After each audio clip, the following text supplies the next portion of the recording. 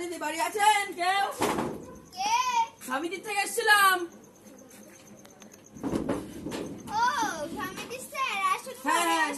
আপনার স্বামী নমিতা দি কই?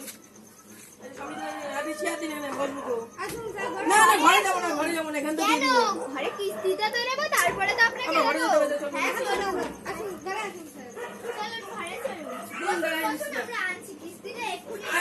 নমিতা দি আসিনি আজকে। না, আলমারির মধ্যে টাকাটা রয়েছে তো। হ্যাঁ, বের করুন তাড়াতাড়ি, বের করুন। করতে হবে। আপনার কিন্তু 540 টাকা তাড়াতাড়ি দিন। কি বলছিলেন, কিস্তি নেবে? কিস্তি নেবে? আমি তো কিস্তি নিতে এসেছিলাম। বাবা রে, না না রে বাবা, বাবা রে।